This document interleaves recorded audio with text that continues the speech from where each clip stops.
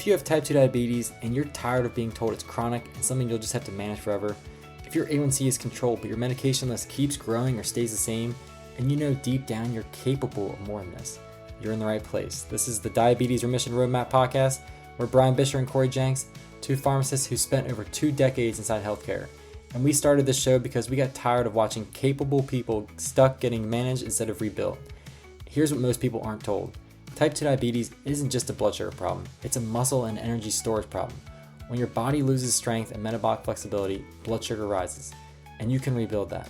On this show, we break the scripts that say more meds are inevitable, you're destined to just manage, remission isn't possible, and instead we teach you how to build muscle, eat in a way that keeps you full, and regain control of your health again. No extremes, no shame, just practical strategies to help you move toward remission and lead your health again. Let's get to work. Welcome back to another edition of the Diabetes Remission Roadmap podcast. Brian and I are coordinating and styling in red. And if you are not watching us on YouTube, then you are missing out on the wonderful contradiction between our red shirts and our blue eyes. Good day, Brian. Good day, Corey. All right. Brian, let's just get into it because full transparency, we host this podcast and we also have a coaching program for type 2 diabetes. People pay us money to help them lower their blood sugar and get off medicines. And we actually had a recent call with someone who had been interested in our program and said, I think I'd love your program, but I want to go with this other one because it was a few $100s for 6 weeks. And if they hit all their goals, they got their money back. What's your thought about this? There's a bet happening here. I'm going to tee you up, hopefully. The bet, it's almost like they're betting on them to fail. It sounds like it. Yeah. If you don't hit your goals, then we get to keep your money. So there is one positive thing on there is that there's something on the line. Like there's an investment on the line that hopefully gets him to actually follow through on his commitments and hit his goals. Now, I don't know what his goals were. I'm not really up to date on that. But 6 weeks is also not a lot of time to hit the kind of goals we're trying to get people to hit, which is reducing medications. Although we've had some people reduce some in as little as 4 weeks. But there's no magic number like it'll be 2 weeks, 4 weeks, 6 weeks. But 6 weeks, you think of an A1C, A1C is 3-month blood sugar average. So 6 weeks is just half of that. And yeah, we've seen blood sugars drop within a week of starting our program because of what people commit to doing. Yeah. I would say another thing I don't like about this is it's going to get him to do a bunch of change in a little bit of period of time, potentially drastic compared to his lifestyle and his baseline. And yeah, so he might have that immediate intrinsic motivation and extrinsic motivation to do these things. Intrinsic meaning just coming from within. Actually, it's probably more extrinsic because it's financially involved. And so there's probably even less intrinsic motivation being drawn out of him to help him understand why he's actually doing this. He's just, I see some numbers, maybe I don't like, my blood sugar's high, threat of medication going up, so let me just invest in this program or bet on myself, not even really investing in the program. I'm not sure what kind of support they also provide him. They're just like, okay, here you go, we'll take your money, and then you're on your own to actually make this, to implement this. I'm, again, not keen on those details, but that would be a red flag for me if I was putting this money on the line and then they're happy to take it if I fail, but is there like a return on interest? If I actually complete my goals, do they pay me? Or is this just like, I'm putting $200 out there and if I don't do it, it's gone. Yeah. Well, speaking of $200, that's not an insignificant sum of money or 300 or whatever this was. But I think the reality we want to acknowledge is that information is cheap. Our podcast costs $0 to listen to. And because oftentimes people already know that eating a lot of sugar is not good for blood sugar, right? You know that in some ways moving your body helps blood sugar, right? This is not secret information. And people know that they are, quote, should do things. The problem isn't the information. It's the implementation. It's always implementation. And yeah, when people are always like on our pre-call assessments, I don't have the information. I'm like, going to call that out every time. The information is readily available. You do have the information. It's just, you're not implementing it. And that comes down to how do you personalize the information for yourself? And then that's where you get the implementation. So again, with this whole betting on himself to succeed, I'd be really curious to know how it turns out for him. I think that placing a bet on yourself is good because skin in the game does matter. Because when you do invest in yourself, money is attention. When you invest a lot of money in something, when you buy a house, you put a lot of effort into that house. When you buy a car, you take better care of it than if you're given a car. Who amongst us grew up with kids who were given very nice cars in high school and wrecked them, left them a mess? I certainly had family members who were given vehicles and I got them when they were done with them, and I had a lot of cleanup to do, right? So when you have skin in the game, you put more effort into it. You're more committed, you're more engaged. This episode is about, it's about diabetes programs, but it really is about how we can change our behavior. Yeah. I think this is applicable to a lot of things in life. If you are invested in something, you are going to pay more attention to it. And that's where I like to say, show me your bank account, show me your calendar or your screen time, and I'll tell you what your priorities are. What apps are you spending time on? And I'll tell you what your priorities are. Because the whole I don't have time excuse can go out the window real quick when you show screen time and you're like spending hours on a certain app or whatnot. And we're not saying that being on social media or watching movies is bad. No. If that's what you value, I just bought another baseball glove because I'm back to playing slow pitch softball, and I love the art and craftsmanship of baseball gloves. And calling myself out, Brian, I have not restrung that catcher's mitt yet, but I did sit down and cut out some of the laces and started doing it and then my kids came home and interrupted me. So I have not gotten to it, but I did buy another glove because I appreciate the craftsmanship. There's nothing wrong with spending time on money, what you value. But if it's coming at the expense of something as critical as your health, then it's time for an audit. Like right now in the background, hopefully you can't hear it, but we're expanding our bookshelf because we value reading in our house. My parents just moved to a new house and they're getting an extra TV. I love my parents and they love watching TV. And at this stage in life, that's what they like. In our stage of life, we have 5 people in the house and 1 TV. They have 2 and they have 4 TVs. It's person okay. to TV ratio. What's that one? That's a good one. But and I'm not saying one's good or bad. I love my parents and they love what they spend their time on, and that's fine. But when you are trying to invest in yourself, you need to make sure that you have some skin in the game, I think. And moving along with that, who's going to hold you accountable? Who's going to call you out and say, what is your screen time? Because that accountability can be really uncomfortable, but it's what's so powerful. And I think that's what a great program is going to do, is going to make you uncomfortable, to make you realize what you're doing is not getting you where you want to be. Yeah. And better than accountability, I think it's going to be asking the hard questions, because, and I tell this to people too, like I can't literally hold you accountable to doing your workouts. I'm not going to be at your house.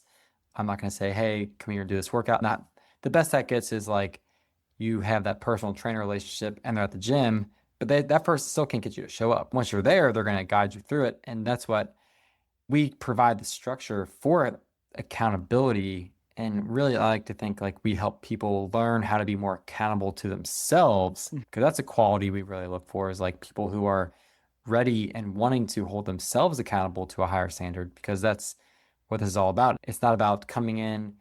If you're coming in to a situation and you have type 2 diabetes, to some degree, you have to level up who you are as a person, because you have to transform into a higher level version of yourself, so that you're someone who does not necessarily have type 2 diabetes that requires medications.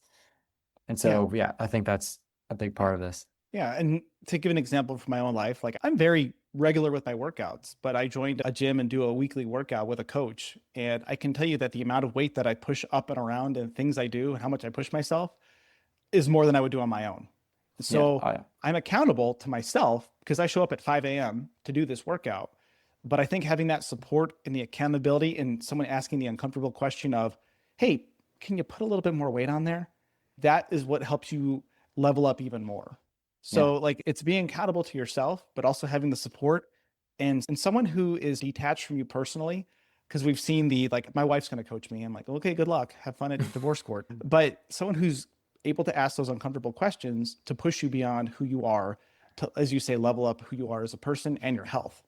Yeah, that's what I think it's about. People want accountability, but they actually need someone who's going to ask them the hard questions, help them level up through the answers, through them answering those questions themselves, and give them the guidance to help them figure out a way to answer those questions. And so next point I want to touch on is that this is a little uncomfortable, but I think, Brian, you have an example from the gym industry to maybe drive this home, is that programs that are, we'll call them cheaper or less expensive, often rely on low engagement. And this is not to be mean or malicious, but if you have a low price, you're going to have low commitment, low follow through. They often run together. And all the time, the entity is collecting the money from the people. Yeah. We didn't want to be one thing. So this was pertinent recently when we tried to, I met with someone through the app we delivered like the program for, and they're like, you could have a lower tier thing, but I don't want to become the next Planet Fitness because their model is like $10 a month and they have, I think they bank on some crazy like 90% of the people members are not going very regularly at all, if at all. And it's because they have such a low barrier of entry, $10 a month, maybe more now, I'm not sure, but it's still around that $10 a month, maybe $20 now, but it's basically low resistance, low barrier of entry, high resistance, high degree of difficulty to get out of it because they make you come in person to actually cancel your membership. So that's like easy in, hard out.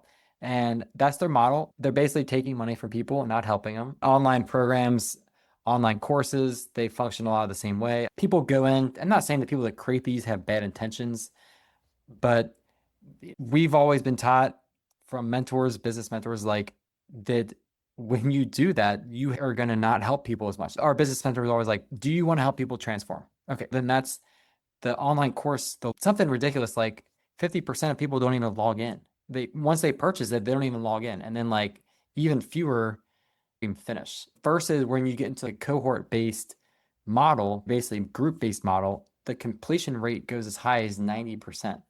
So yeah, something like 50% people never start, 20% never log in at all.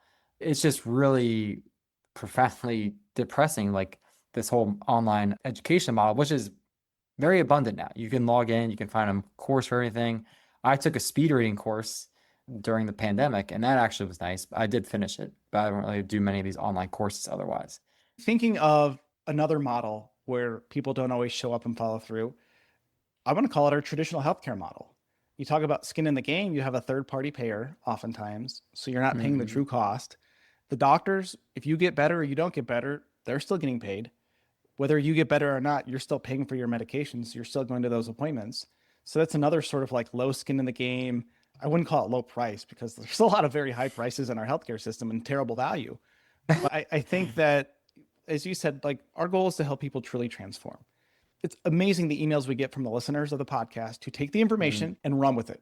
And that's great. And there are some people who take the information and end up working with us and they do great. And you talk about, we want people to transform. We're here because we've seen the attrition, the sadness, the slow demise of people in their lives who are suffering with type 2 diabetes in the standard model, and we're sick of it. And if we just wanted to create some cheap online course, that's no worse than what we were doing before. I want people to come in, get committed, and which you pay attention to. And like full disclosure, like we talked at the beginning about a few $100 investment for this certain program, we do charge more than that because behavior change is hard. Coaching takes time. Developing a program that works takes time, and that support matters. And so, really, what we want to deliver is transformations. And I believe that we do that, Brian. Yeah. If I had a goal, it would be a dream would be 100% of listeners either either a portion of them do it on their own and they get the result, or the other portion are like, we like you enough that I like you enough that I'm going to ask for your help because I'm struggling to do this on my own. That would be like my dream. Every one of these listeners is on their road to remission, like we call it, the road to remission, re improving their metabolic health, reversing energy toxicity, reducing their need for diabetes medications, and thereby a lot of other medications that come as a result of having metabolic disease. And that would be the dream, wouldn't it? Yeah. Yeah. And that's we're living the dream. We're getting to do Yeah. this. And so if you're listening, you're like, hey, I want a little more information about how we can help you.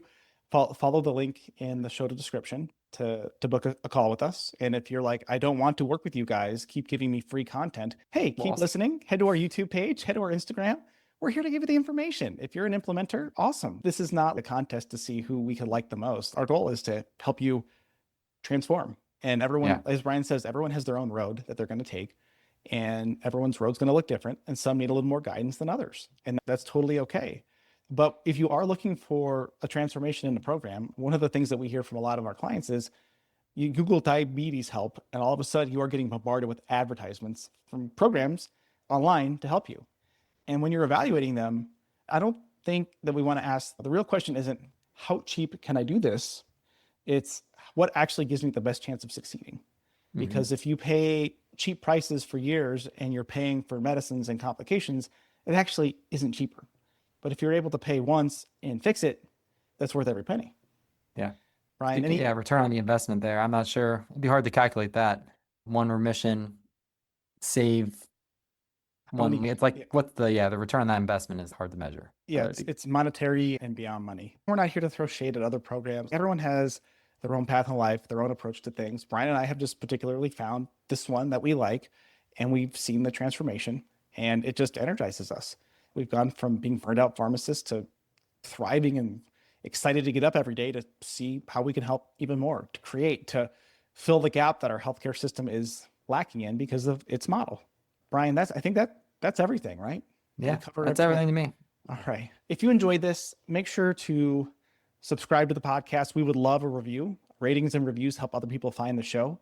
And we want many others. And 50% of adults in America have diabetes or prediabetes. So there's plenty of people who would benefit from listening to this. So share it with somebody. Head over to our YouTube channel. We're putting videos out there regularly as well. And until next time, Brian, keep it simple and do what works. If this episode gave you clarity or hope, share it with one friend who's been stuck in the diabetes trap. That's how this mission grows. One person, one family, one story at a time. And if you haven't yet, leaving a quick review helps more people find the show and realize they're not stuck with meds forever. It takes less than a minute, and it means the world to us. Thanks for being here, and thanks for being part of this movement toward freedom. Thanks for listening to the Diabetes Remission Roadmap. The ideas discussed here are for general informational purposes only and do not constitute medical or nutritional advice. We are pharmacists, but we're not your personal healthcare providers. Always consult your own physician or qualified clinician before changing medications, exercise routines, or nutrition plans. Results vary, and what works for one person may not work for another.